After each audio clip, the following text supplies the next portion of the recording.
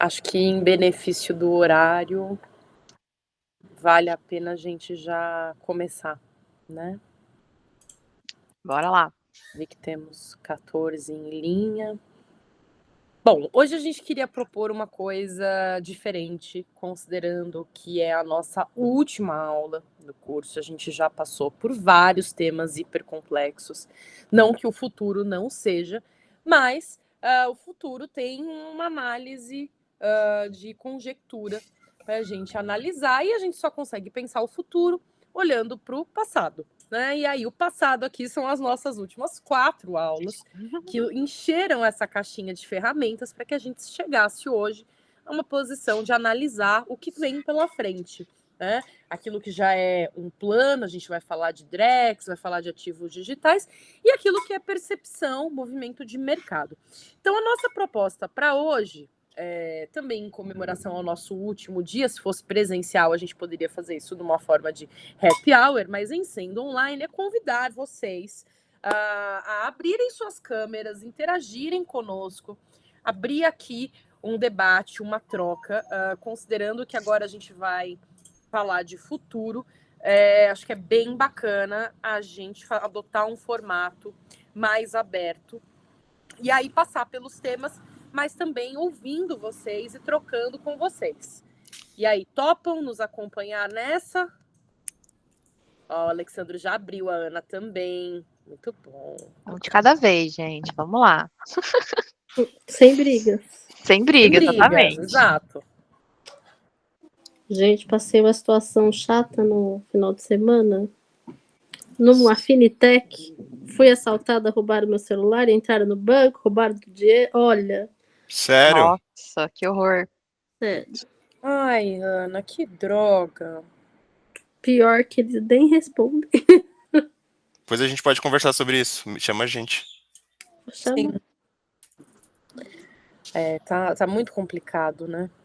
E tem algumas questões técnicas também nesse assunto que são delicadas, porque se a gente for olhar bem, a biometria usada pelo aplicativo do banco, via de regra, é a biometria do celular, do sistema operacional. Então, quer dizer, se o cara consegue modificar a biometria do sistema operacional, ele abre tudo, né?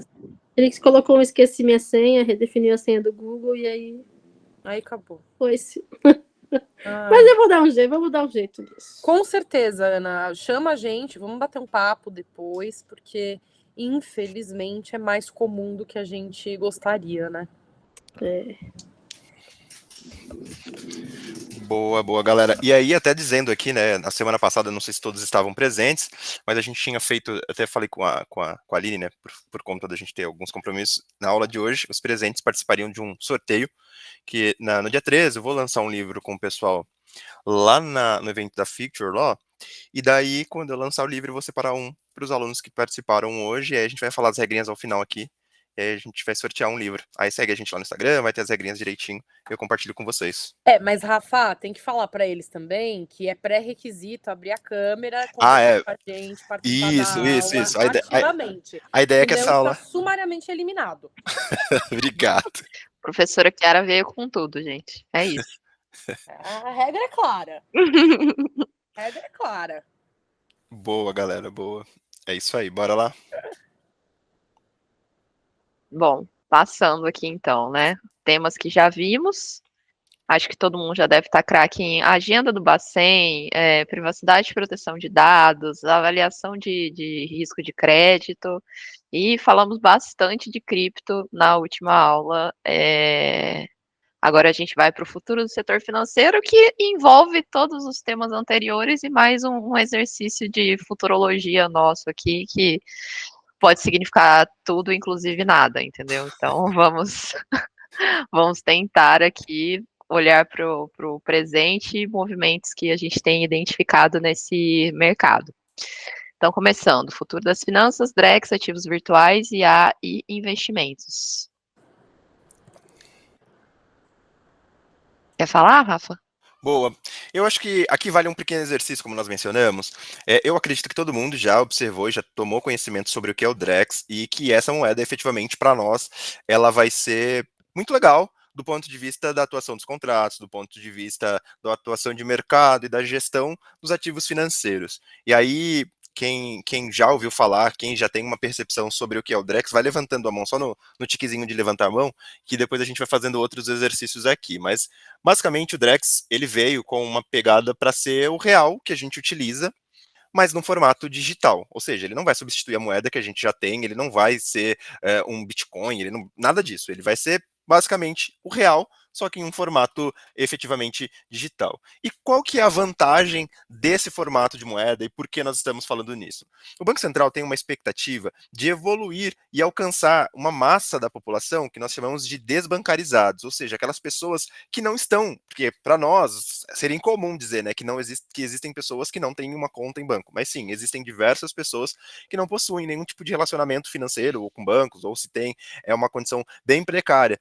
E a condição de se ter uma moeda digital daria a possibilidade para que essas pessoas pudessem alcançar dentro do mercado outros formatos de ativos financeiros para além da moeda, né, do papel moeda, que é o que nós mais observamos e que está em circulação até o dia de hoje. Com a chegada do Pix, o Drex ficou meio confuso, né? Porque as pessoas falam, pô, mas você já tem o Pix, você já tem um formato de transferência digital, e qual que seria a diferença disso, né? Hoje, o próprio Banco Central traz para nós que o Drex, ele não vai só efetivamente atuar dentro desse contexto da gestão, né, da gestão financeira. Ela vai apoiar, ele pode, num futuro, apoiar dentro daquelas iniciativas que nós falamos lá atrás, não sei se vocês recordam, em relação aos contratos inteligentes, né, que são os smart contracts. Ou seja, a partir do momento que nós temos ali um formato de carteira, um formato de negócio, é possível que efetivamente essas pessoas passem a integrar ali uma relação jurídica com as outras, sem ter que assinar nenhum contrato, sem ter que efetivamente ter nenhum papel, por meio dessa gestão eletrônica. Mas, obviamente, para que as pessoas possam ter acesso à plataforma do Drex, necessariamente vai se ter aí alguns intermediários. E é esse o momento que nós estamos aqui a discutir, que se efetivamente os bancos estariam ali algumas barreiras, como se tem hoje, para que as pessoas pudessem acessar, né, os seus ativos financeiros, porque hoje, para que as pessoas possam acessar os ativos financeiros, se tem ali algumas regras, algumas exigências, e dentro do contexto do Drex, essa não é uma das expectativas, é efetivamente para que as pessoas possam ali alcançar ali o formato de atuação desse novo papel moeda, né, que seria digital, e também poder fazer as suas liquidações.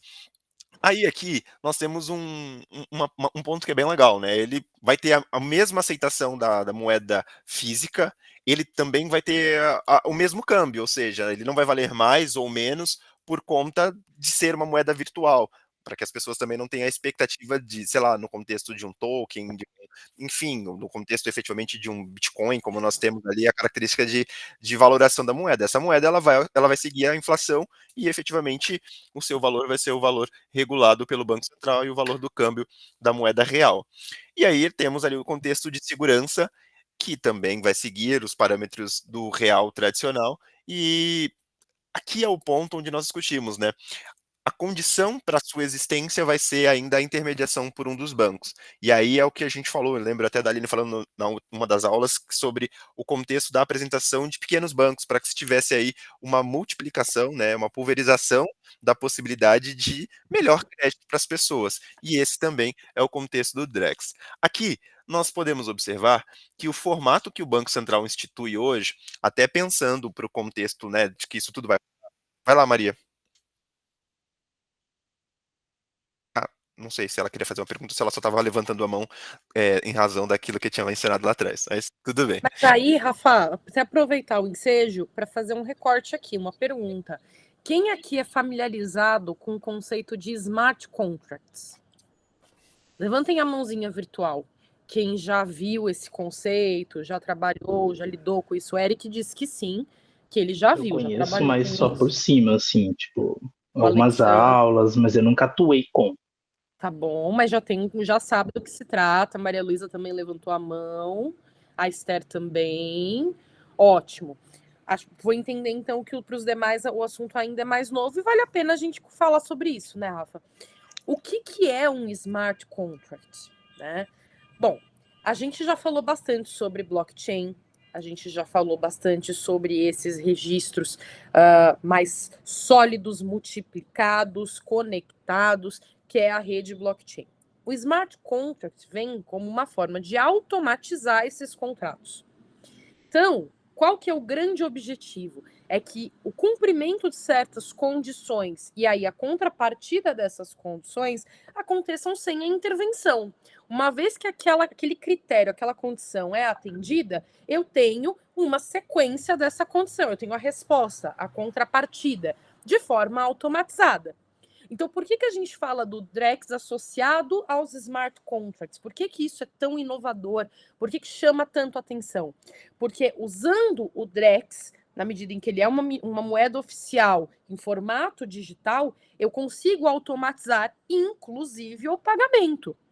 Então, se a gente for para um exercício de futurologia, que é um pouco da nossa aula aqui, a gente já falou bastante sobre o estado da arte, agora é começar a pensar como isso pode se desdobrar. A gente tem aplicações realmente muito que parece uma ficção em smart contracts. O que é mais legal aqui? Vou dar um exemplo. Se a gente está falando de um veículo financiado, eu posso associar que ele só vai dar a partida se eu cumprir a condição de pagamento em dia. Caso contrário, se a gente pensar em internet das coisas, 5G, com conectividade, eu inviabilizo dar a partida porque eu não paguei o valor devido. Poderia ser um aluguel de carro, por exemplo. Tá?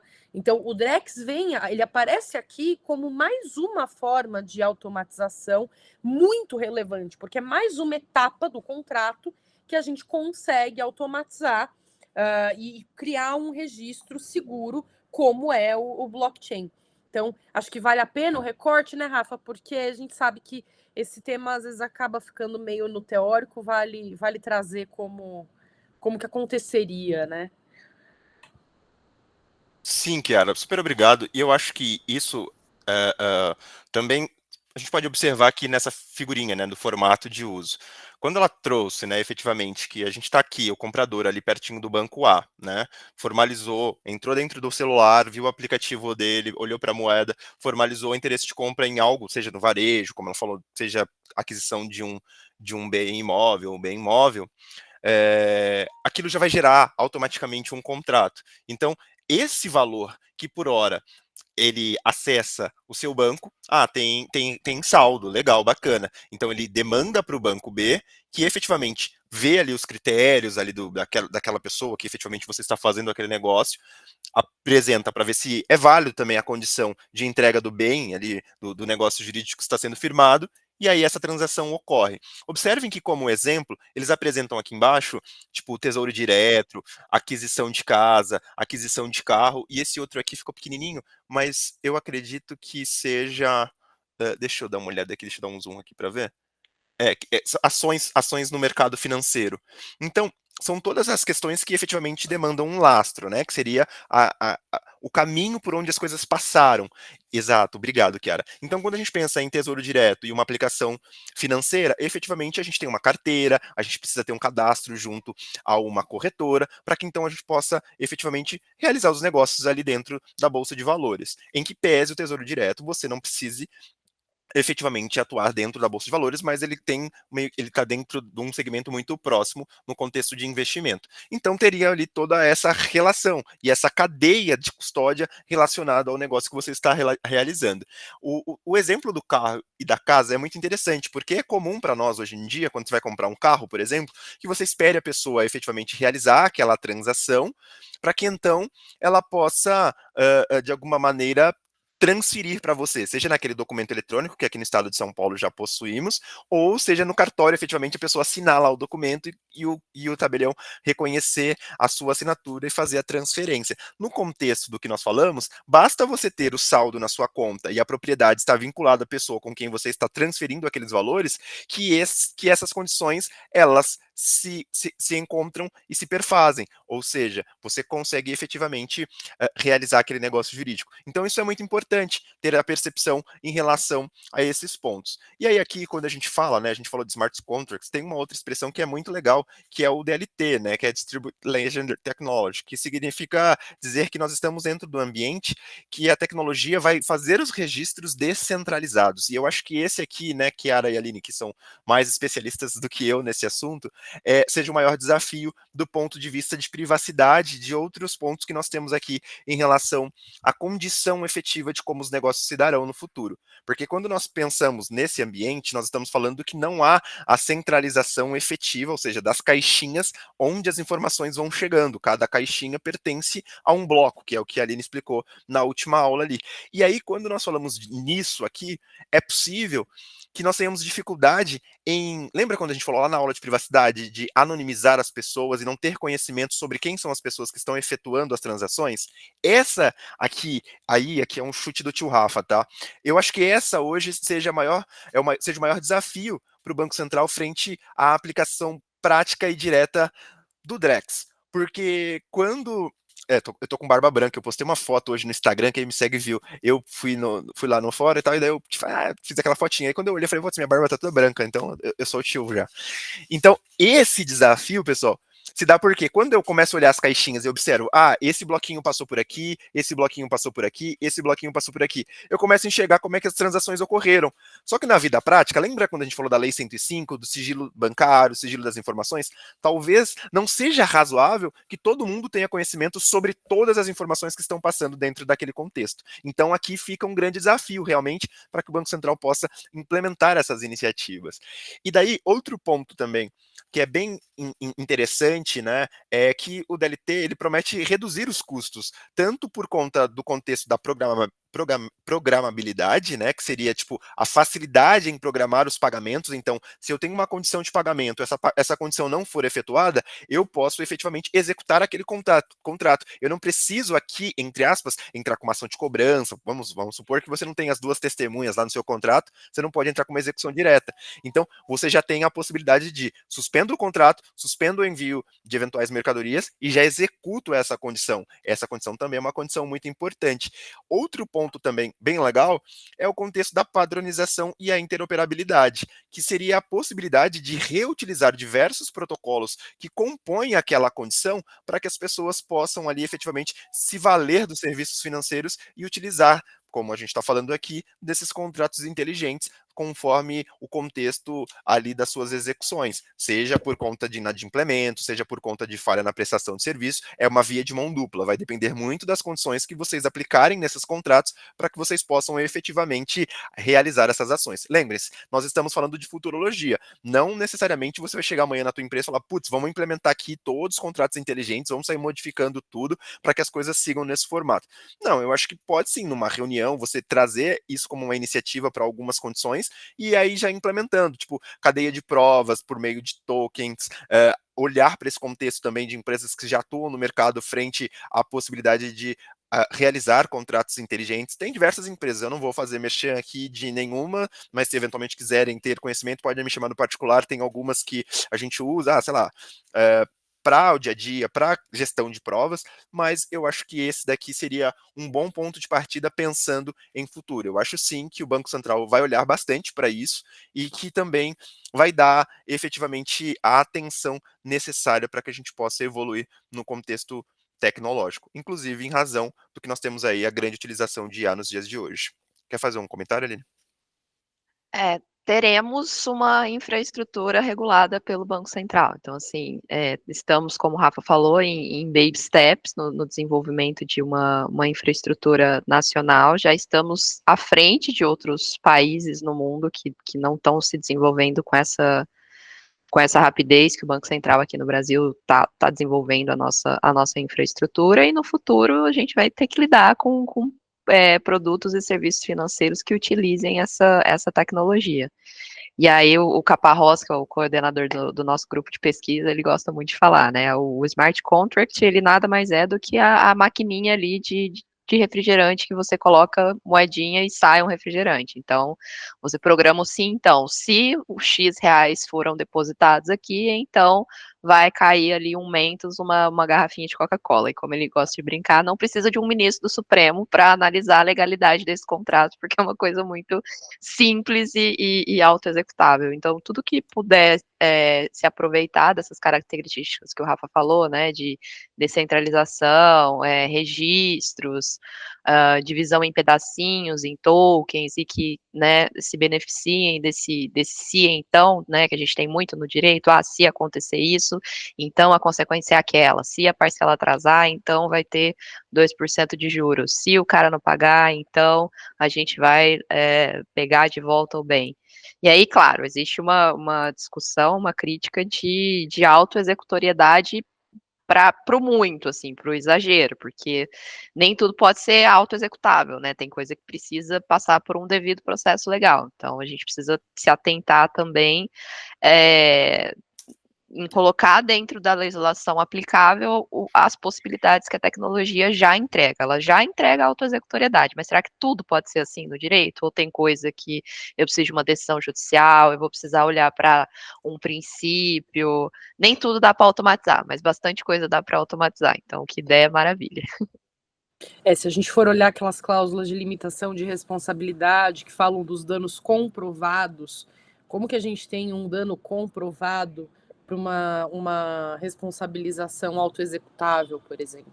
Então, vale a gente lembrar que, além das limitações legais, pela necessidade de uma decisão judicial, por exemplo, tem as questões subjetivas mesmo, né? Que fazem parte, por exemplo, de uma medição do contrato, que demandam, às vezes, análise de dados absolutamente não estruturados, como e-mails, atas, anotações.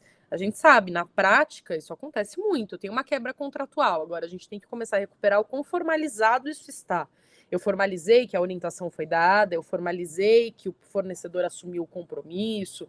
Então, isso tudo ainda, e vai continuar sendo um desafio a tecnologia. E aí vale lembrar, né? A gente comentou isso ao longo do curso, eu acho que essa é uma posição, um tópico importante para falar do futuro, né? Que é a pauta da nossa aula de hoje. A gente fala muito da tecnologia e a tecnologia tomando postos de trabalho, né? Tomando espaço. E aí a gente ouve várias vezes, uma das principais reflexões é a modificação do mercado de trabalho, como ingressar no mercado de trabalho num cenário onde as primeiras atividades, que seriam aquelas de um profissional mais júnior, de um estagiário, são atribuídas à tecnologia. Veja, no final das contas, quem vai permanecer no mercado é quem souber utilizar a tecnologia. É quem fizer a curadoria dessa tecnologia. Aqui é a mesma coisa. O fato de ter um contrato auto-executável não significa que a gente ainda não vai ter que a gente não tem mais obrigações subjetivas que demandam uma análise caso a caso. Então, acho que vale essa reflexão, né, Aline? Que tem temas que não devem passar para a tecnologia, eles demandam uma revisão humana. Não são programáveis, né? Não dá para você fazer uma fórmula de Excel ali que chega num resultado. Tem muito mais a ser examinado, né? E tanto o X, se a gente fizer aqui corta para inteligência artificial, não é a mesma tecnologia, é outra, mas vale parar para pensar. A exigência de ter revisão humana, principalmente nos sistemas que apresentam um risco mais significativo, é justamente por isso. É porque você pode sim ter recursos que subsidiam a sua análise, mas não suprimir a avaliação crítica do ser humano. Então, aqui, esse desenvolvimento no setor financeiro não se espera que ele substitua o modelo atual. O que se espera é que ele complemente esse modelo atual, né? Até você que me mandou um meme, né, Chiara? Eu não quero. Como é que era? Eu quero que a inteligência artificial. Eu não quero que a inteligência artificial produza conteúdo artístico. Que ela pinte por mim, que ela borde por mim. Eu quero que ela lave a louça para eu poder desenhar, poder bordar, poder escrever. Vamos deixar o chato pro automatizado e o complexo pra gente, né? Que gosta. Exatamente. Bom, Kiara sabe tudo de IA, mas pra frente ela vai falar mais de IA. Eu adoro ouvir ela falando sobre IA, mas a gente ainda vai aqui para esse slide de impactos regulatórios, que acho que esse é seu, né, Rafa? Sim. Aqui também é um outro ponto interessante, quando a gente estava conversando sobre a aula de hoje, falar sobre futurologia, falar sobre evolução, sobre o que a gente deve esperar, né? E esse é um estudo recente que a PwC realizou e trouxe para nós podermos observar em relação à expectativa do mercado financeiro para 2025 e quais são os impactos regulatórios, né? Sobretudo do que efetivamente as empresas estão olhando, para onde elas estão olhando e quais são as energias que serão gastas. A gente fala muito em direito sobre o contexto de que o que efetivamente não tiver simulado, né, não está para o direito. E a gente olha aqui, né, que a privacidade e a segurança, por muito tempo, ela foi ali meio que esquecida, né, a gente não tinha tanto espaço, né, meninas, a gente olhava para esse ambiente, se tinha muita expectativa em relação à segurança, em específico no ambiente financeiro, nós tínhamos outras regulações que tratavam de confidencialidade, mas da privacidade, né, que é o que eu costumo falar sempre nas aulas, e vocês vão falar, pô, você está repetitivo, Rafa, mas é de que aquele contexto da janelinha, né, de você fechar a janela e botar o cadeado, que é a segurança, a gente sempre via, fechar a cortininha e não deixar que as pessoas olhem para dentro da tua casa, que é a privacidade, isso passou a acontecer de um tempo para cá, né, em específico quando a gente começou a olhar com um pouco mais de cautela para essas iniciativas. E aí, o que eles trouxeram para nós, né, é que as expectativas para os próximos 5 anos é que privacidade e segurança da informação, segurança cibernética, ela impacta em 48% das empresas que participaram desse estudo, ou seja, 48% das empresas estão preocupadas com esse tema. Se vocês olharem, dentre as outras preocupações, essa foi a que mais trouxe efetivamente uma relação direta com as necessidades das companhias. Então, lembrando de tudo que a gente falou, né? O contexto do princípio da necessidade, o contexto do princípio da segurança, fazer essa horizontalidade com as demais áreas e trazer para o ambiente financeiro não só aquela segurança que nós tínhamos lá atrás. Essa segurança que nós produzimos hoje, ela está muito voltada para o contexto de retirar aquela fricção que se tem com o cliente, então diversos canais, então precisou, lembra, a gente falou de autenticação em múltiplos fatores, a gente falou de biometria, a gente falou de gestão de fraude, mas todos esses canais, eles não podem diretamente impactar no formato em que as pessoas irão consumir os produtos e serviços. Sendo assim, olhando, né, para o próximo ponto que se tem ali como um grande desafio é a autenticação dos indivíduos, né? Então, a garantia de que aquela pessoa é ela mesma. Hoje a Anne já nos trouxe um relato de que, por óbvio, se nós olharmos em diversas fintechs, em diversos grandes companhias, né, grandes bancos, grandes instituições financeiras, nós temos assim uma diversidade muito grande nesse formato de autenticação, que talvez a gente possa falar que ela participe diretamente para o contexto do modelo de negócio de cada uma das empresas e da apetite de risco que elas estão se apresentando frente ao mercado. Então, olhar para a autenticação, de novo, a gente fala em privacidade, né, garantir que as pessoas só tenham conhecimento sobre as outras daquilo que efetivamente é necessário. A gente fala de cibersegurança, que é que as pessoas não rompam as janelinhas, não passem para o outro lado sem que as pessoas permitam efetivamente. E o próximo ponto de desafio efetivamente se dá com a identidade, ou seja, saber que você, efetivamente, que está acessando do outro lado é você mesmo. Então, se olharmos para o contexto hoje de aplicação prática, talvez esse realmente, ao meu ver, seria o maior dos desafios, inclusive para o contexto de privacidade. Quando a gente fala dos direitos dos titulares, hoje o maior desafio é a gente falar de um incidente, né? A gente fala de uma violação positiva, que é aquela que o indivíduo acessa as suas informações, né? Ele busca informação diretamente com quem detém aquelas informações, e aí, por falha nessa autenticação, acaba se transmitindo ali, né? A quem não se deveria essa informação. Então foi um contexto ativo, né? Não foi ali nenhuma invasão, não foi nenhum tipo de phishing ou uma engenharia social, foi efetivamente uma solicitação que foi atendida dentro daquele contexto da solicitação, só que para pessoas que não deveriam receber as informações. Então, por isso, as empresas hoje apontam aí como das grandes preocupações a questão da autenticação.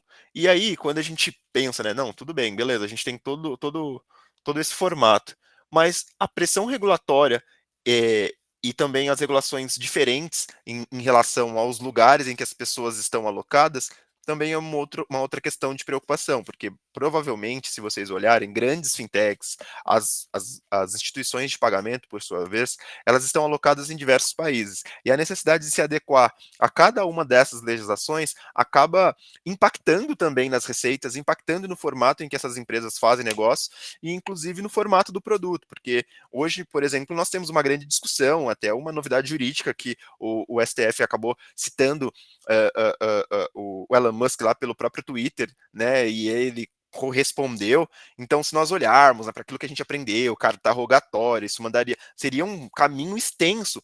Então, pensem vocês que para o bem jurídico tutelado pelo Estado que se espera em relação àquela atividade, foi válido. Isso também a gente pode transmutar aqui para dentro do contexto das fintechs e do ambiente financeiro, ou seja, a regulação ela vai mudando e a gente precisa estar realmente sempre com essa perspectiva de fazer o que efetivamente o Estado vem nos cobrando. Então, eu vou ponderar esses três aspectos, né, tanto a autenticação quanto a privacidade e a pressão regulatória, como também, né, a própria pesquisa já apresenta, mas como sendo realmente um grande ponto de atenção caso vocês, sei lá, façam alguma apresentação ou caso sintam a necessidade de instruir algum tema, eu acho que esse seria um tema para que se tenha aí uma maior pesquisa e conhecimento a respeito também.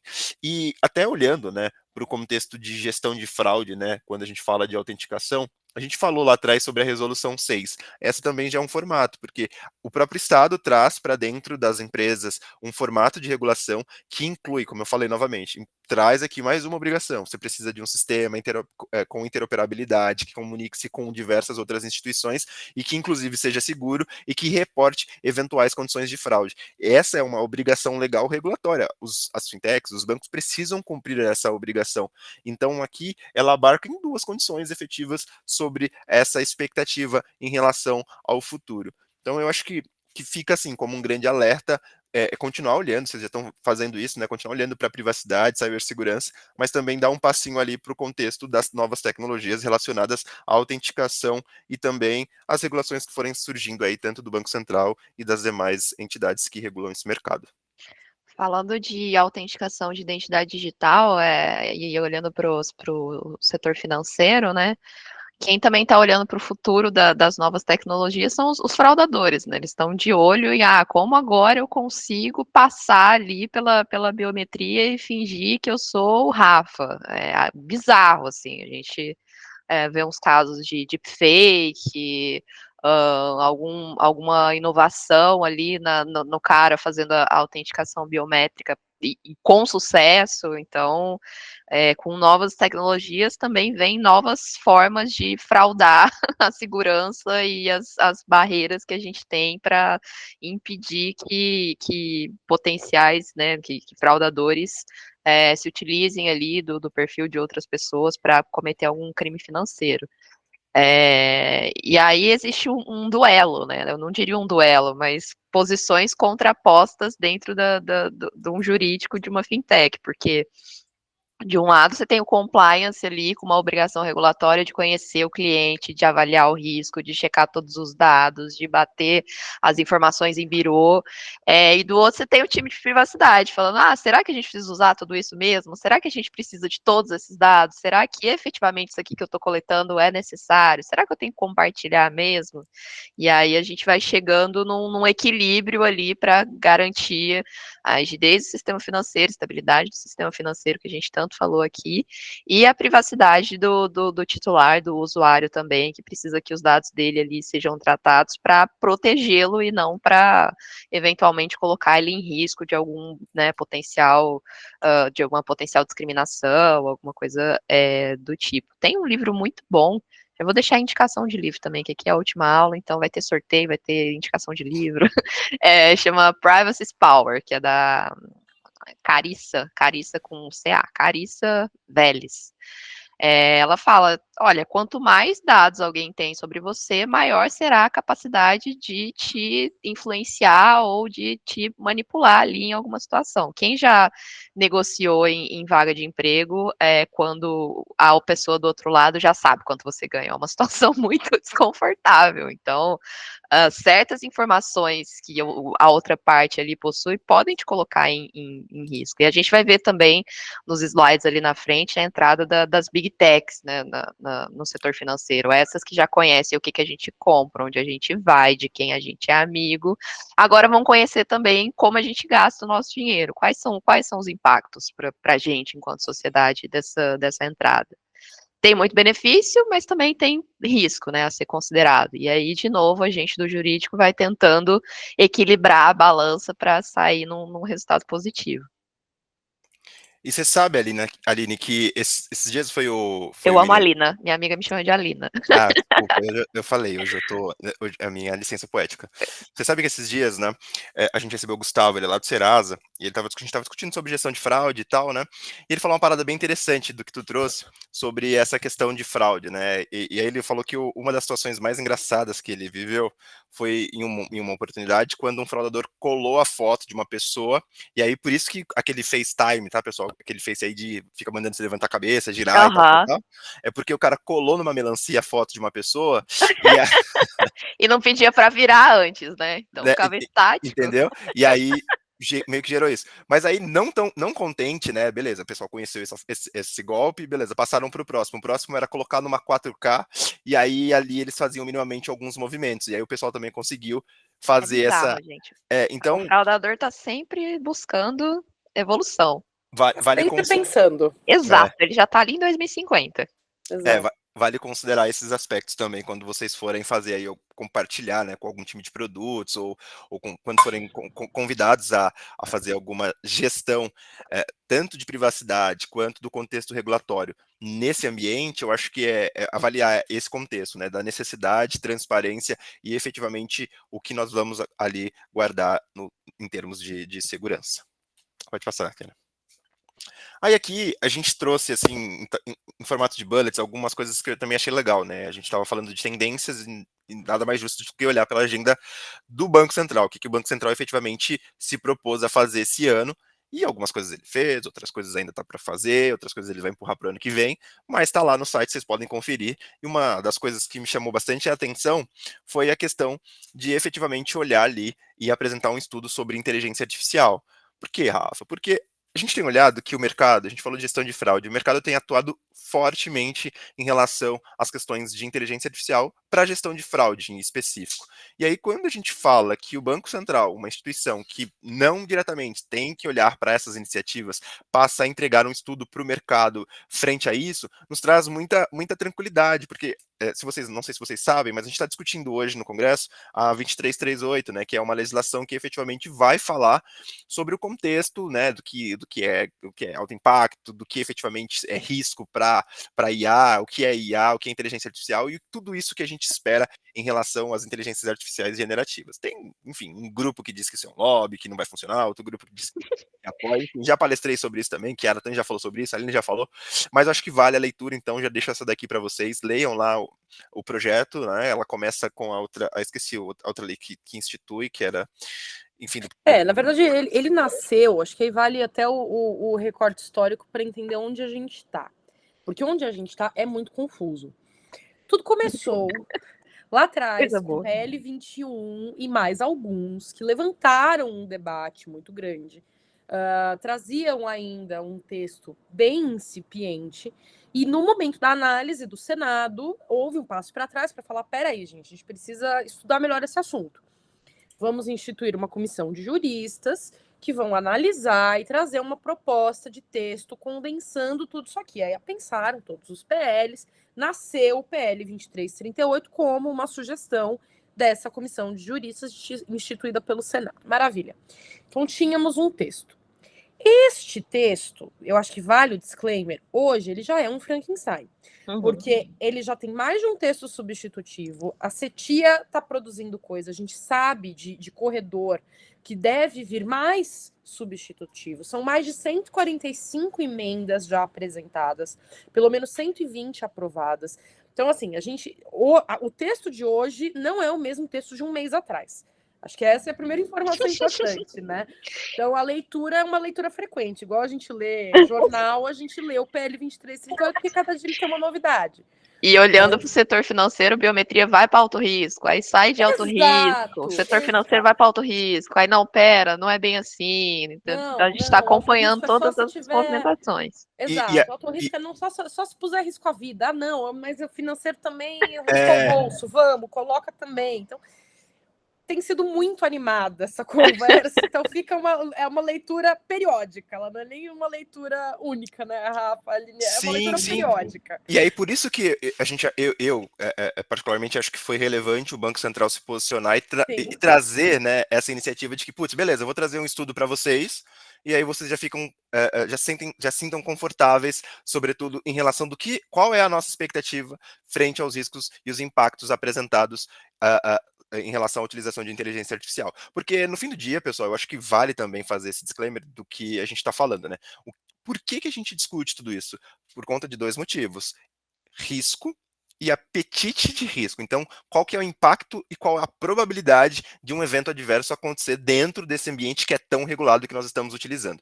Então, quando o Banco Central traz todas essas condições, traz para nós aqui os conceitos, traz para nós aqui classificação de risco, traz para nós aqui a possibilidade em relação a essa condição de métrica efetiva, né, quanto probabilidade e risco, né, uma relação de impacto, poxa, isso é extremamente relevante, porque daí você introduz isso para sua operação, você já pode falar, não, tem um estudo do Banco Central, e para nós também, né, em outras frentes, privacidade, em outras diversas iniciativas, a gente vai se valer também, porque enquanto não tivermos efetivamente uma legislação que abarca todas essas condições, eu acredito que o Banco Central poderá sim fazer um ótimo trabalho. Aí, a gente tem aqui 2 pontos que também são interessantes, que é a condição do Open Finance, né, porque a gente tem ali algumas discussões sobre governança, a gente falou lá atrás, né, sobre isso, a Aline, inclusive, bem comentou, né, que hoje a gente tem uma subutilização do Open Finance por conta de dificuldade de entendimento e também por conta de desconhecimento mesmo, de formatar produtos que sejam acessíveis à sociedade e de interesse. Então, o próprio Banco Central vai tem a expectativa de introduzir uma norma para poder validar todas essas expectativas. Eu acredito que de lá a gente extrai algumas coisas que, por hora, também são difíceis de interpretar, o contexto lá sobre o consentimento, o contexto do formato de confidencialidade e sigilo das informações frente à Lei 105, enfim, a gente tem outras coisas que eles podem também se aproveitar quando trouxer esse normativo. E aí, o BaaS, né, Bank as a Service, eu acho que isso daqui está pegando, a gente até teve uma notícia essa semana de infelizmente, né, de acho que 2 fintechs, não sei, depois a gente pode consultar, que, enfim, estavam sendo utilizadas para lavagem de dinheiro e para condições, enfim, situações que não deveriam ser utilizadas, ilícitas, e aí também normatizando esse ambiente, né, porque não sei se todo mundo sabe qual que é esse conceito de BaaS, né, mas é efetivamente trazer uma estrutura e entregar. Então, hoje você tem ali todas as condições em que o Banco Central exige. Você pode, sei lá, ir numa Cellcoin da vida e pedir uma estrutura e montar ali o seu banquinho e meio que, tipo, não seria um banco, né, seria uma estrutura de fintech e poder atuar dentro desse ambiente financeiro. Mas a minha perspectiva é que com essa normatização facilite a entrada desses pequenos que não tenham grandes estruturas, até por conta de tudo aquilo que a gente falou lá atrás, contexto de políticas de segurança nacional, contexto de privacidade, contexto de regulações específicas do próprio Bacen e também de outras autoridades. Então, eu acho que isso daqui é um ponto que vale sim um estudo, vale analisar, vale observar mercado, sei lá, a gente tem uma iniciativa aqui, a gente quer introduzir um formato de cartão de crédito. Ah, legal, então olha como é que efetivamente as questões relacionadas à PCI, as questões relacionadas ao formato que hoje se exige para introduzir essas iniciativas e se existem outras empresas que já entregam esse layout para o mercado para que a sua empresa também possa se valer dela. E eu acho que assim, de abordagem, eu acho que esses 2 eram os principais aqui, que eu acho que a questão dos ativos virtuais também é uma ideia de trazer uma consulta pública e posteriormente uma norma. Eu acho que isso também vai ajudar bastante. A gente já tem lá a lei das criptos, mas eu acho que ainda também está subutilizadas, né? A gente teve a lei das bets agora, mas a gente pode melhorar bastante isso. Eu acho que isso vai crescer bastante, até por conta do formato que a gente tem utilizado as bets, até por conta do formato que as pessoas estão acessando esse ambiente, estão deixando aqui, então, o ambiente financeiro e estão passando aqui para o ambiente de sorteio, né, e de jogos eletrônicos. Então, a gente também tem que começar a acompanhar e observar como é que o Banco Central vai passar a fazer essa gestão, né? Porque se efetivamente está girando dinheiro ali, as pessoas estão fazendo um formato de aquisição e transferência de moeda, pode ser que possa ser qualificado dentro de uma dessas normas ou consultas que serão apresentadas. E a gente tem o Ministério da Fazenda também como regulador dos operadores. Então, você tem a instituição de pagamento, que obrigatoriamente tem que estar no jogo, e o operador de bets, que vai ser regulado pelo Ministério da Fazenda. E aí, cada um, né, vai falar alguma coisa sobre a mesma coisa, e a gente vai ter esse desafio de novo, fazer um casamento de interpretações. Mas super tá no nosso exercício de futurologia aí, até já com portaria, com bastante conteúdo para ler para quem está trabalhando nesse setor. Posso passar aqui, gente? Com certeza. Vamos de IA agora? IA investimentos? Manda bala. IA. Acho que primeiro ponto, recuperando também o que a gente já falou em aulas anteriores, né? Acho que na vida prática, como que isso aparece? Acho que essa é uma reflexão importante. A gente ouve muito se falar de IA, né? Fala-se muito de IA. A gente tem o tempo inteiro. Todo mundo virou um pouco especialista em IA e esse é o grande assunto do momento. Mas tem alguns recortes importantes. Primeiro deles, que acho que vale a reflexão no dia a dia de vocês, porque certamente trabalhando, seja em fintech, seja em banco mais tradicional, seja em fundo de investimento, em algum momento vocês vão ouvir a área de produto, uma área de negócio, ou usuários propriamente ditos dizendo: eu quero implementar, eu quero desenvolver, eu quero contratar ferramenta de IA. Primeira coisa, gente, nem tudo é IA. Pra que Tá? você quer, né, meu anjo? Vamos lá, primeiro ponto. Também. Acho que tem vários pontos, né? A resposta aqui, ela Mil tem várias folhas. camadas. Um doce de 1000 folhas. Primeira camada. Isso aqui que você quer, isso é IA.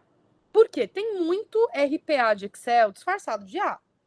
Tá? Então, isso é uma coisa muito importante, porque IA envolve inteligência artificial, que é uma espécie de algoritmo. Ela envolve autoaprimoramento, ela envolve troca com o ambiente, ela envolve sobrescrever processos conforme o aprendizado segue. Isso é inteligência artificial. Uma fórmula no Excel já é um algoritmo. A receita e a cozinha funcionando, que a gente falava-se que a receita era o algoritmo, né? Quando a gente olha para a inteligência artificial, é a cozinha inteira funcionando. Então, é a receita com os ingredientes, é colocar no tempo certo, é o fogo, o forno na temperatura correta. Então, tudo isso funcionando é IA. Uma fórmula de Excel é um algoritmo, mas não é IA.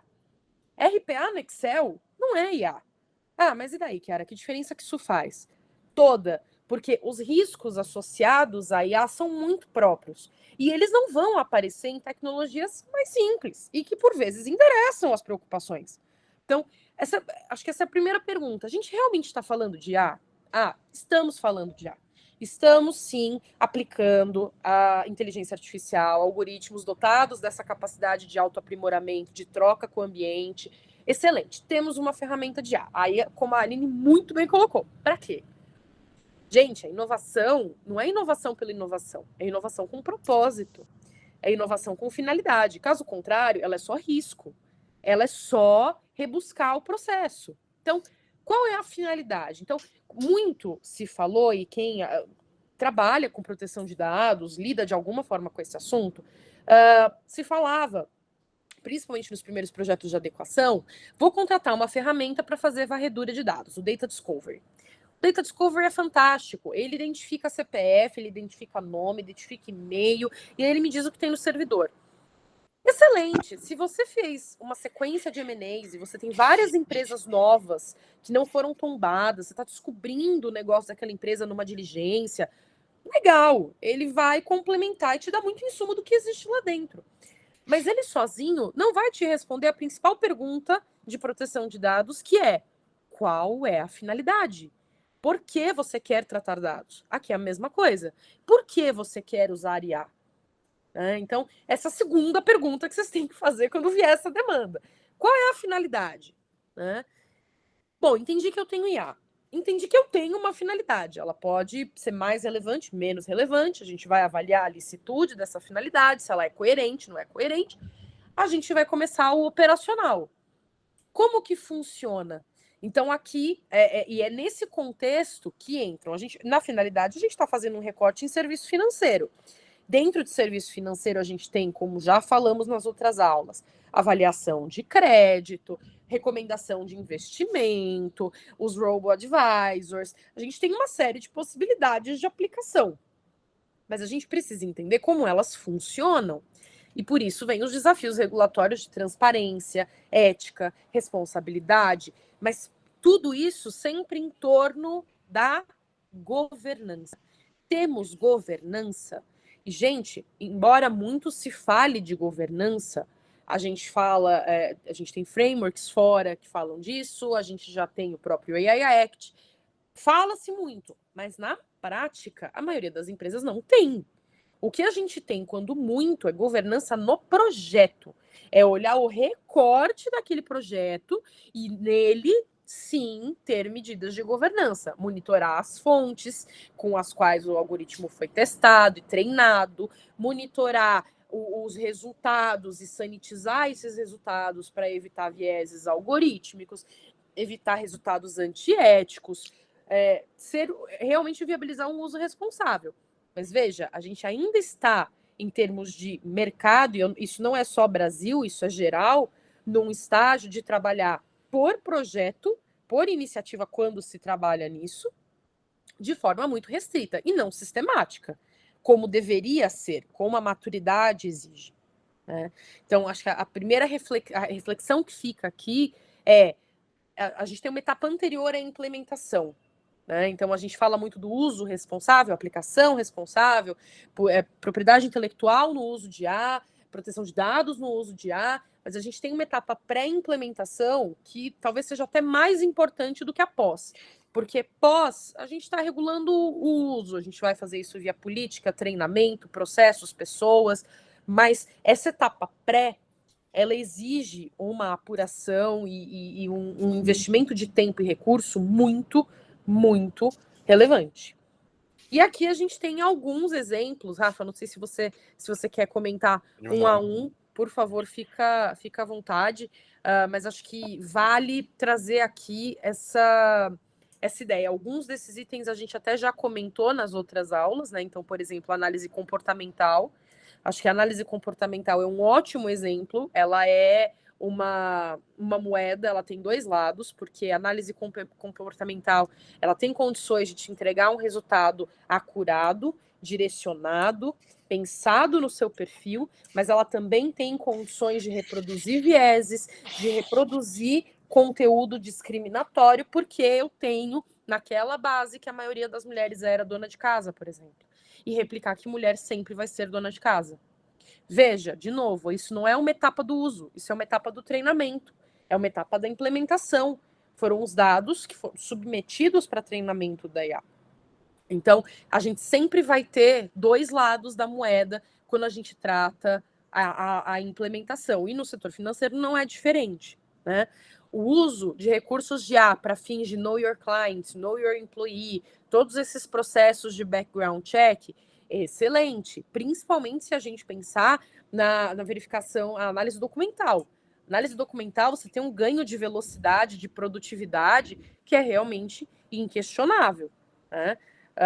E com um risco um pouco menor. Então, a gente vai ter aqui aplicações também variando em risco e impacto. Eu vi que a Aline mandou um link. Aline, fica com vontade para comentar.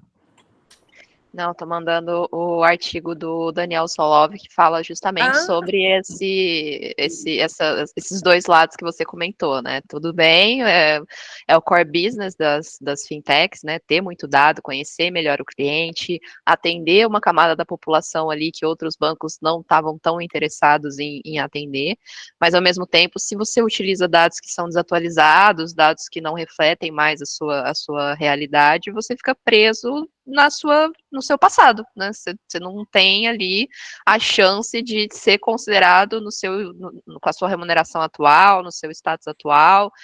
Se joga o seu histórico todo, desde a sua conta de estagiário, que você ganhava R$ 500 ali, já te complica a vida. Então, o treinamento é super importante, como a Chiara falou, para que esse output, né, seja o mais justo possível para esse usuário.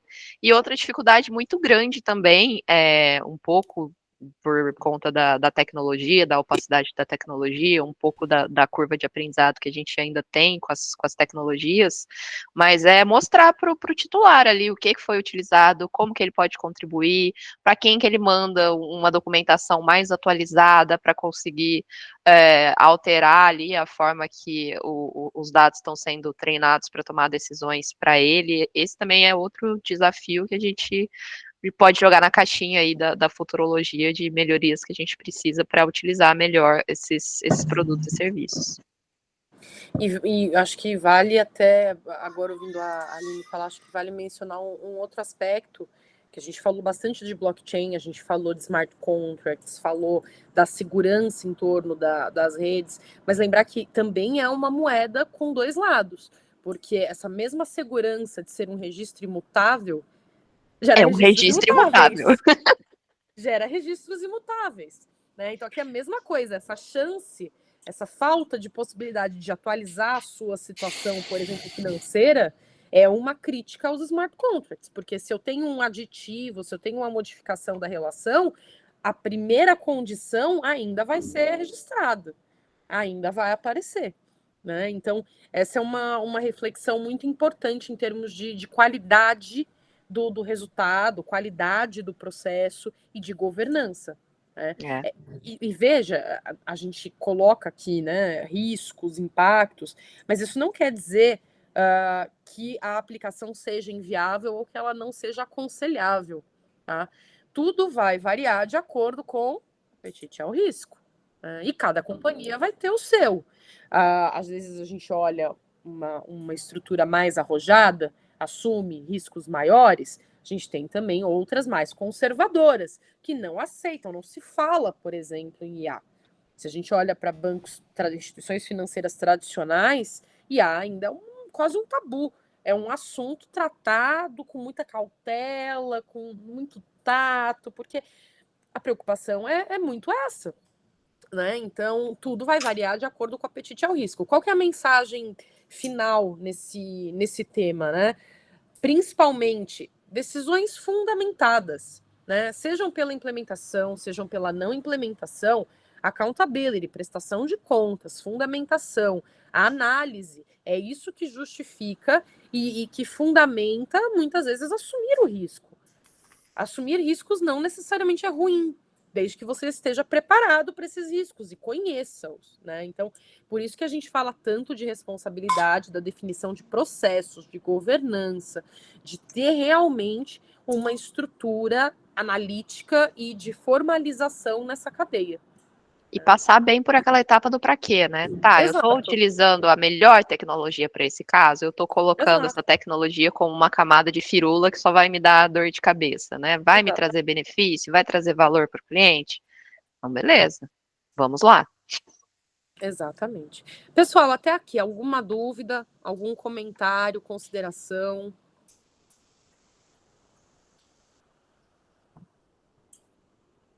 Pô, galera. Certo. E tudo certo. Excelente. E acho que faltou a gente falar um pouquinho de... E o que está acontecendo aqui com o meu passador, meu Deus?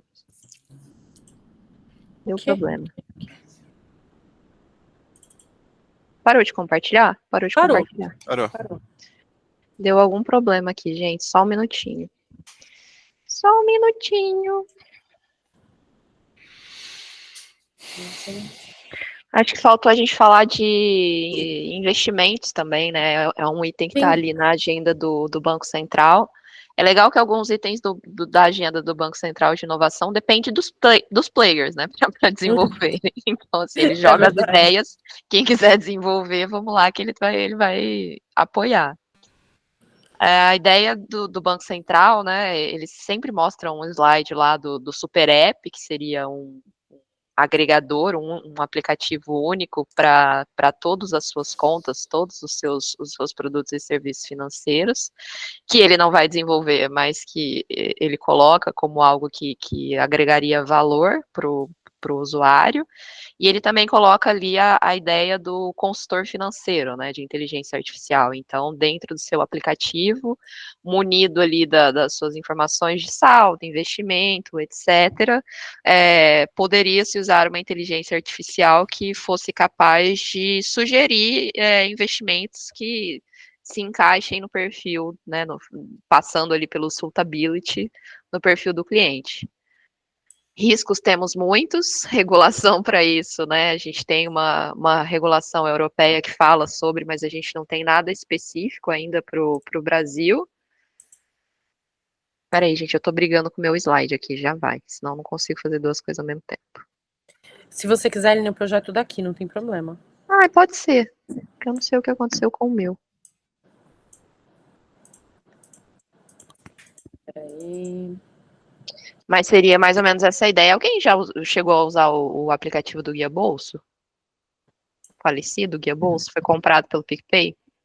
Ele Eu tinha. usei uma época. Você usou uma época? Usei. Você gostava?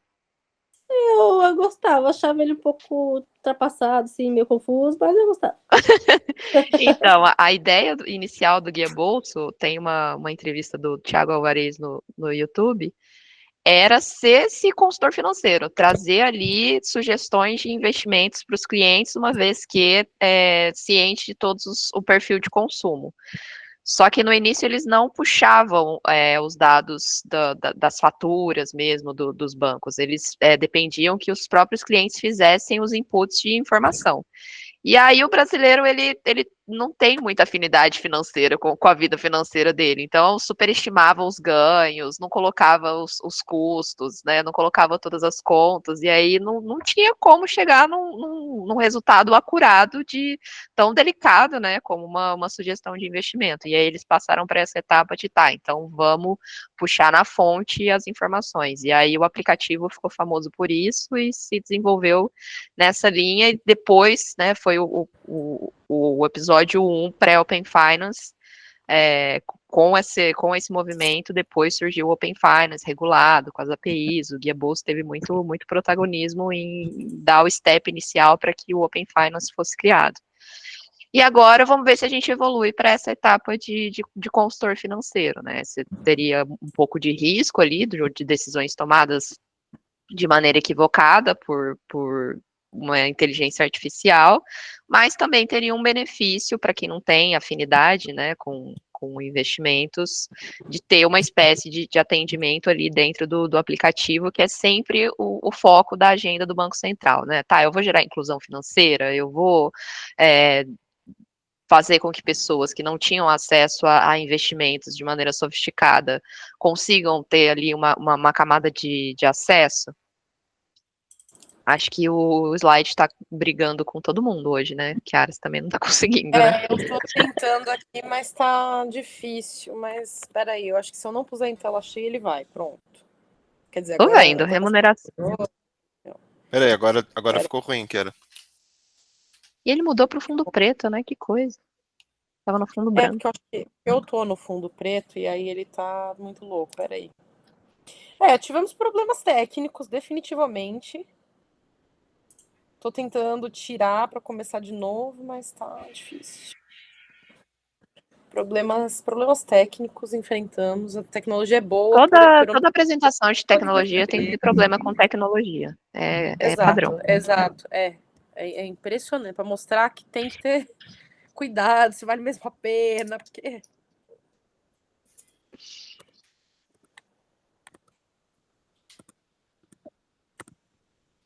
realmente estamos com problemas de slide aqui. Quer tentar você, Rafa? Pra ver se é Pode? pessoal com a gente ou generalizado? É, Ah, ele é machista. Pera aí, deixa eu fazer. A gente tá no slide 2, né? Agora a gente vai para monetização de dados. isso. Opa, pera aí. Então eu tô longe. Ah, tem um caso bem legal aqui na apresentação que eu vou depois jogar aqui no site, no link pra galera ver. De monetização? É, aqui tá como remuneração pelo uso. Ah, é isso mesmo.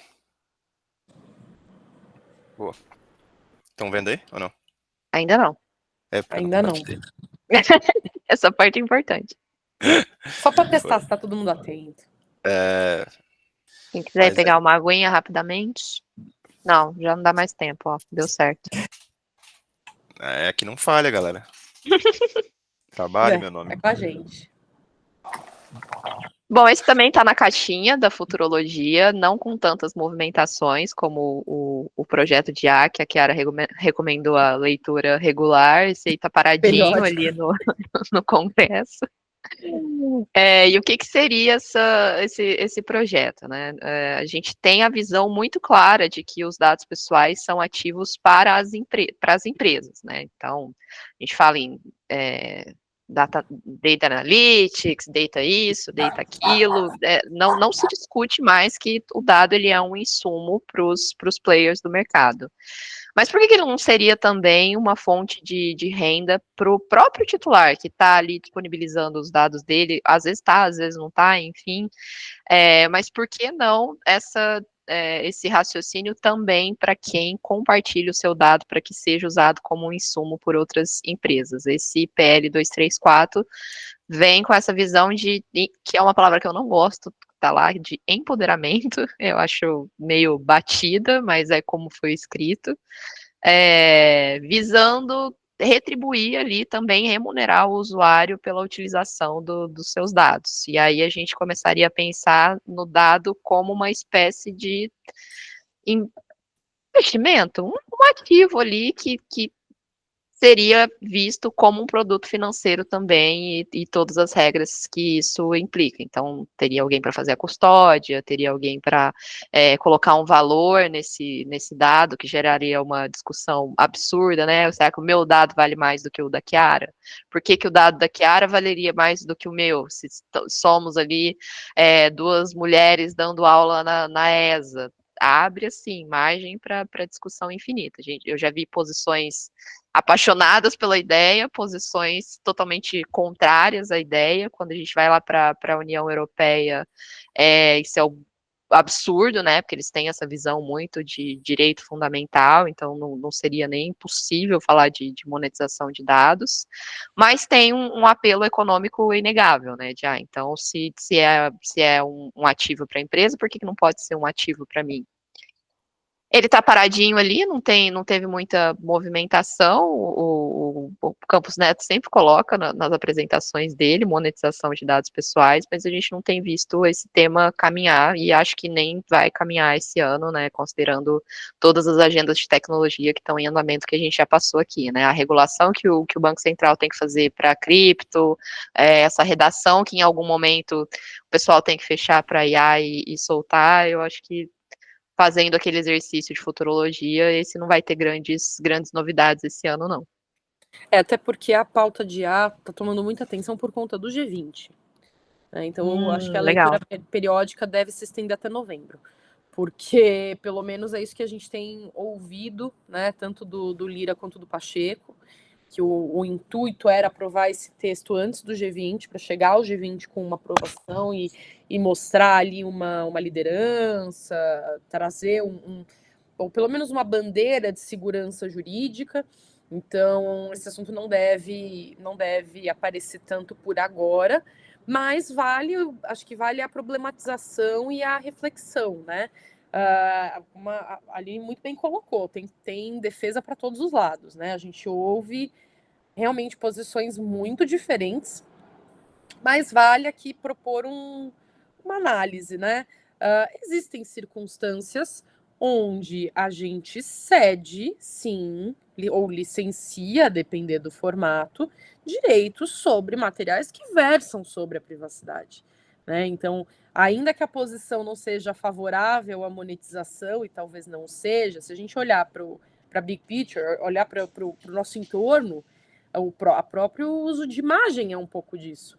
Né? A gente discute Exatamente. muito isso, né, que não é uma inovação absoluta. Uhum. Né? Na verdade, a gente está expandindo um pouco um tema que já é, em certa medida, conhecido, mas ainda muito incipiente, muito incipiente. Ainda... Fala, Rafa, fala. Não, é só entrando nesse contexto para dar essa percepção dessa grande fotografia, né? Lá no artigo 8º desse PL, acho que é o que mais tem críticas, de que você vai compartilhar diversos tipos de dados. Então, quando a gente fala direito à imagem de plano aberto, a gente tem algumas expectativas de efetivamente estar em um ambiente, sei lá, está no estádio de futebol, foi filmado, beleza, imagem de plano aberto, tem aquela discussão, você fez uma foto, vendeu a sua imagem, legal. Mas agora, quando a gente fala do contexto de dados, acho que é legal vocês terem essa percepção de que a gente está falando assim de dados que eventualmente você utiliza no contexto de transações comerciais e na sua relação comercial. Ou seja, você venderia isso para um grande banco de dados, onde as pessoas consumiriam essas informações a seu respeito. Ah, Rafa, mas todo mundo já sabe. Beleza, eles sabem em partes, porque o Open Finance poderia entregar isso a eles se você efetivamente aderir ao Open Finance, mas ainda é um contexto de aceite. A gente está muito olhando para esse formato, né? Porque o Open Finance também entregaria ali alguns benefícios a quem aderir dentro das instituições financeiras. Mas aí também temos aqui o contexto de que os dados de relações comerciais, né, no contexto, tipo, por exemplo, dados pessoais relacionados à sua saúde, por exemplo, à sua condição física, Rafa, mas eles falam lá que precisa ser anonimizado esse dado, ou, enfim, mas, cara, você acha que efetivamente quando eles compartilharem esse ID, eventualmente, de alguma forma eles não vão, porque você vai estar vendendo aquela informação, né, ela vai entrar lá para virar um dado estatístico. Então, fulaninho que mora na região Y, com essa característica, costuma tomar esses remédios para essas e essas doenças. Então, a indústria farmacêutica logo vai montar uma farmácia perto da sua casa, do lado da sua casa, para poder atuar dentro das suas necessidades. Mas olhando para o contexto de individualidade, de necessidade, talvez isso se mostre um pouco intrusivo. Eu estou falando assim num contexto porque é interessante também, eu acho que vale. Aí depois a gente carrega isso para dentro do contexto financeiro, né? Porque daí tem diversos produtos que podem ser aplicados. Mas eu acho que esse aqui do remédio, né? Por mais que a gente fale que eles vão seguir no contexto automatizado, ou anonimizado, perdão, se tem ali a, a possibilidade, né, de inferir que o mercado vai passar a espremer aquelas pessoas que efetivamente tiverem esses indicadores e estiverem alocados naquela região que as pessoas estão vendendo os seus dados. Desculpa cortar, Kiara. Não, foi ótimo. Foi ótimo. Acho que a reflexão é essa mesmo, e vale também um outro ponto. Hoje tem se falado muito sobre o uso secundário dos dados, que é diferente de monetização de dados, como no PL 234. Tá? Acho que vale também essa ressalva, porque em monetização, mesmo no setor financeiro, por enquanto, a gente está falando de planos, mas projetos definidos, implantados, ainda não é bem a realidade, não. Então, é um tema para se monitorar. Acho que esse é o ponto. Ele deve se tornar um tema mais quente a partir do ano que vem, talvez até mais para frente. E bora de último tema antes do sorteio. Não desistam. É isso aí. Peraí. O sorteio não vai ser do Alok, mas estamos aqui. É melhor do que isso, é melhor. É verdade.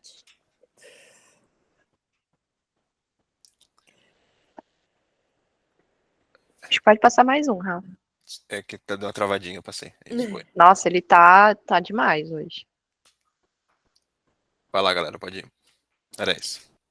Bom, e por fim a gente tem Big Techs entrando no sistema financeiro. Qual é o impacto disso, né? Qual é o benefício, qual é o impacto, qual é o desdobramento? Me assusta, porque, como a gente já falou aqui anteriormente, né? As Big Techs já têm todas as informações sobre você. Então, na linha da Carissa, né? Privacy is power. Então, a partir do momento que eu já sei tudo sobre você, seus familiares e seus amigos. Agora também vou saber suas informações protegidas por sigilo bancário. Isso coloca as Big Techs que já são dominantes, né, ali no cenário concorrencial em uma posição mais ainda dominante, né? Era a pecinha que faltava. Claro, a gente tem órgãos reguladores que vão olhar para as questões concorrenciais, que vão trazer uma regulação que garanta que a concorrência vai continuar equilibrada, que os consumidores vão ser protegidos ali no limite do uso dos dados pessoais, mas é algo para se refletir sobre, né? Qual é o impacto das Big Techs também terem ali o conhecimento das nossas informações protegidas por sigilo bancário. E aí a gente tem alguns entrantes, né? Google Pay, Apple Pay, são as wallets, né? A gente tem uma regulação do Banco Central sobre iniciadores de pagamento. Eu adoro o Samsung Pay, nem tem tempo que eu não vejo a cara do meu cartão de crédito, porque eu faço ali tudo via celular. A ideia é que para iniciação de pagamento, iniciador de pagamento, você não tenha que entrar no seu aplicativo, então você já vai eliminar um step, e todo mundo gosta disso, né? Produto gosta disso, a gente gosta disso. Quanto mais fácil for para utilizar, melhor. Só que a gente tem que pensar em riscos também de eliminação de steps, né? Será que as Big Techs estão tão preparadas quanto as instituições financeiras para fazer esse tipo de transação? Também é novidade, também estou acompanhando, mas o cenário é mais ou menos esse. E aí vale também a gente trazer aquela reflexão sobre portabilidade, o efeito lock-in, porque ainda que seja, você consiga transitar, fato é que tudo isso se conecta. Então, se a gente olha, por exemplo, para Apple Pay e a gente começa a pensar nos wearables, eu tenho celular, eu tenho relógio, eu tenho computador. Se eu coloco um desses equipamentos sendo Android e começo a usar o Google, eu vou ter duas carteiras para gerenciar, eu preciso atualizar o meu cartão em duas carteiras. Quer dizer, isso tudo também é uma forma de lock-in.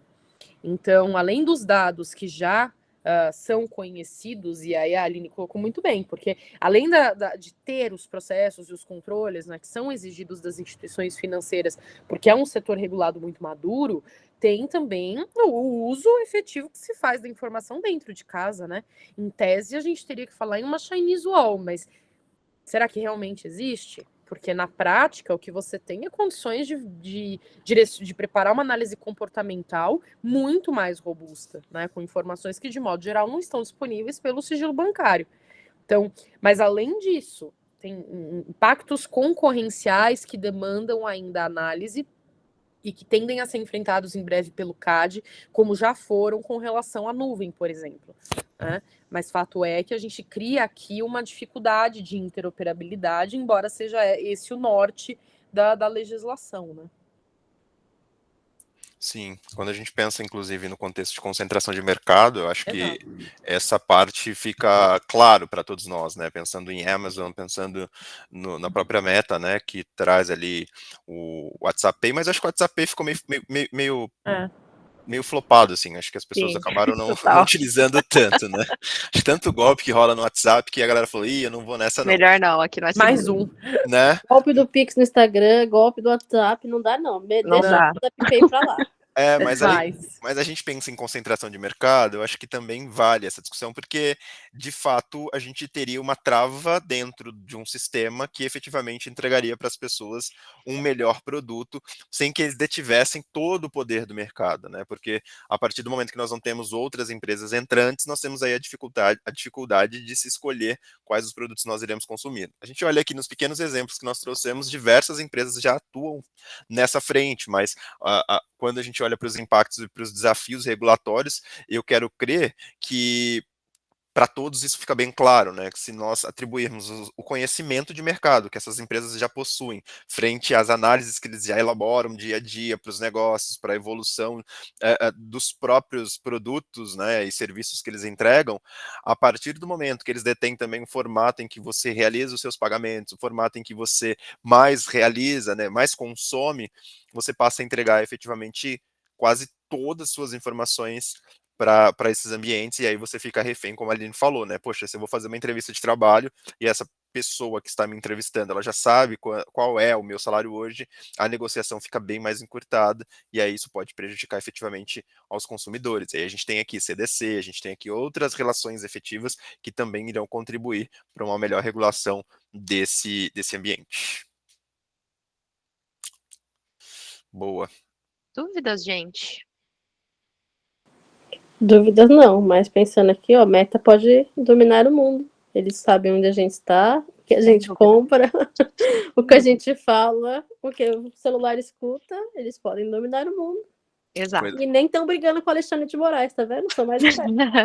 Tá surfando lá, né, com os caras. Mas uma coisa que eu ia falar da anterior, né, quando a gente tava mencionando ali sobre a venda de dados, a monetização de dados, eu joguei aqui a Dreamwave, eu acho que vale vocês olharem para ela. É bem interessante, é uma empresa que ela já atua no mercado fazendo a monetização de dados, né? Então é uma carteira digital que integra aí o contexto de monetização desses dados, dando a possibilidade efetiva das pessoas escolherem o que elas querem entregar e assim, por se dizer, acabam fazendo uma poupancinha de dados. Mas não sei o quão interessante isso seria para o nosso formato hoje, né, de sociedade, e olhando inclusive a condição das pessoas que nós temos aqui no Brasil, né, pensando que as pessoas acabam por si só, sem ter muita cautela.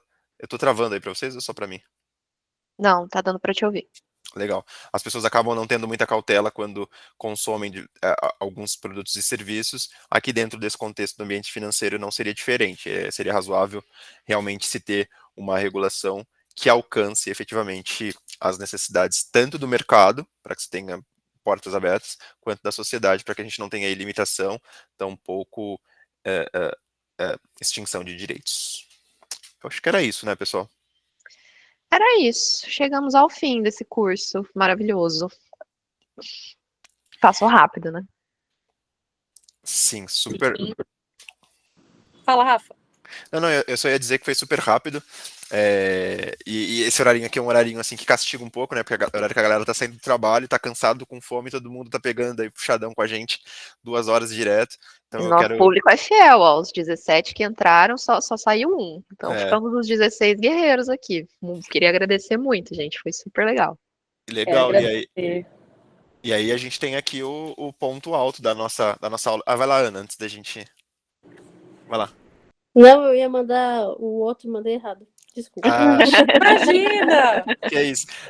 O que eu ia dizer a vocês é que a gente vai fazer sorteio. O livro vai ser lançado no dia 3, inclusive eu vou participar de um evento para a gente lançar o livro. Então, eu já estou sorteando antes, porque vocês são os meus alunos queridos aqui. E a gente queria fazer uma fotinho aqui depois, com vocês, com a foto, com a carinha aí, se vocês puderem, daqui a pouco. Então, as regrinhas é essa, tipo, é só seguir aí o perfil da gente, o meu, da Chiara, e o da Aline.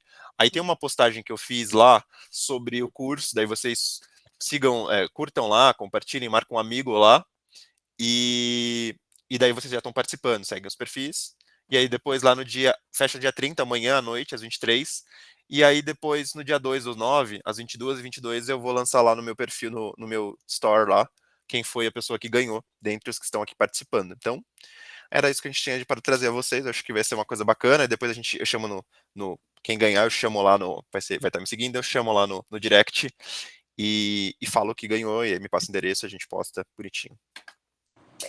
Vamos à foto? Para liberar vocês um pouquinho antes, para descansarem. Acho que pode tirar o compartilhamento. Ah, ou deixa assim. Eu vou Não tirar, sei. porque daí vai ficar Agora é hora de todo mundo arrumar o cabelo. Exato, gente. Todo mundo arruma o isso aí, cabelo vamos- agora, vamos sair bonito. Vamos lá, galera. Finge que a gente não tá cansado. Exato. Exatamente. A E gente aí- não teve um dia todo de trabalho antes, Os pratinhos estão todos aí, nenhum caiu. todos rodando. Bora lá. Você tira, Rafa? Eu não sou muito bom. Você quer fazer? Acho que só falta uma pessoa aí pra ficar todas as carinhas aqui, se mais alguém conseguir abrir. Aí, Olha só que boa, turma galera. bonita. Deixa eu tentar fazer quer fazer o print É aí? melhor fazer daí, Rafa, porque o meu aqui é todo travado depois pra compartilhar. Tá, se eu cair, vocês faz um sorriso. Um sorriso. Deixa eu ver se eu consigo. Calma aí, galera, rapidão. Não saiu, não. Deixa eu ver se eu consegui, porque eu vou mandar no grupo que a gente tem que dar.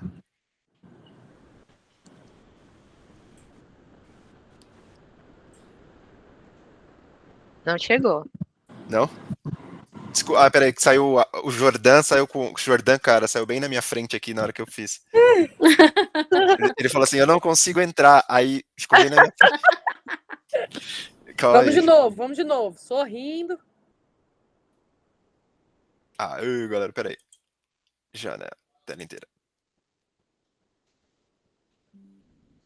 Aê, boa. Muito obrigada e até a próxima.